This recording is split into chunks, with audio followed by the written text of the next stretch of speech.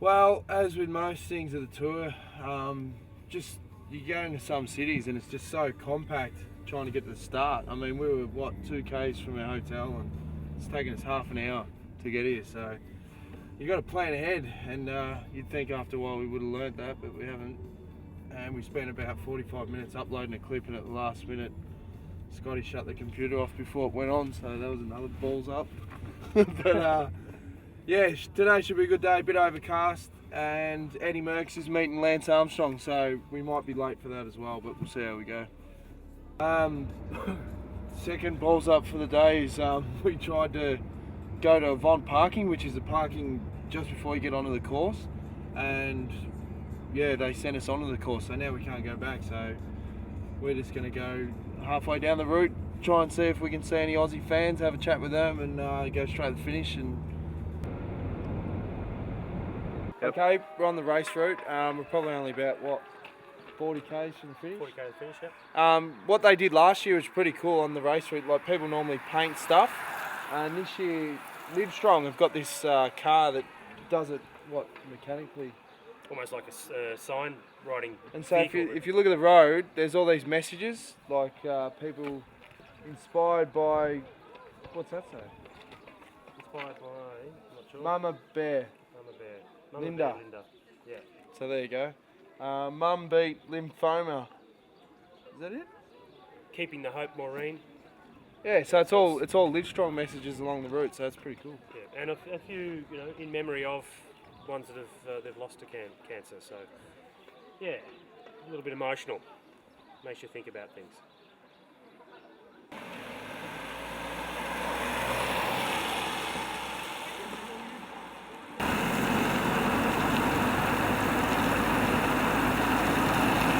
Well, mate, we're almost towards the end of the stage here now, and we're on a bit of a climb through town, up a hill, right, with cobbles the whole way, and the crowd is packed all the way up through there. It was thousands of people. It's great.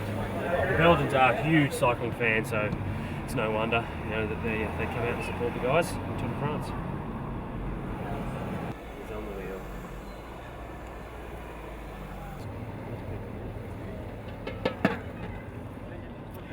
Well, it's not just in the big mountains, the Alps and the Pyrenees in the Tour de France where they get the big crowds. It's also in Belgium, but I guess these are the Alps of Belgium, are in the Ardennes mountains as we're getting towards the finish in Spa, very close to Liège, where some of these climbs that they're doing today were actually in Liège, Bastogne-Liège. So there's one of those Viva Swayers. And someone's come back. Some World Cup fans come back from South Africa. Their team must have been knocked out.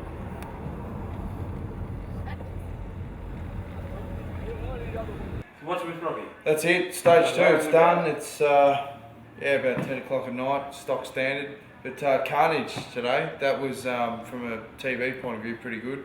When they had the protest, it was memories of the Giro last year. But tomorrow is when they hit the cobbles, so really looking forward to that. And we'll just play it by ear. Hopefully we can get to the start and actually plan it probably a little bit better. What do you reckon, Scotty? I'm all for planning, Dan, and we shall do some of that for tomorrow. You said carnage, mate. It was absolutely carnage. But the protest that happened today was because the riders were all for racing, of course, and there was an early breakaway group that went up the road. There wasn't until they hit the real wet, slippery roads in the Ardennes region, coming off some of the descents. And there must have been some oil spilled on the road as well, because there was a motorbike that went down, and you just don't get all of the top contenders falling for no reason. So there was something wrong with the road surface.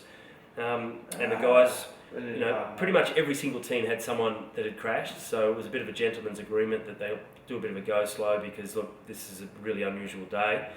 That sort of worked in the favour of Sylvain Chavanel. He's a very lucky man because he would have been caught, I think, and he wouldn't be in the yellow jersey now. He's actually got a pretty handy lead over second overall. So a day where, I guess, the etiquette of cycling was respected amongst the peloton, but that's going to be thrown out the door tomorrow because you're talking about rough conditions, then they're going to be racing over the cobbles, so there won't be any respecting each other tomorrow. It'll be just open slather.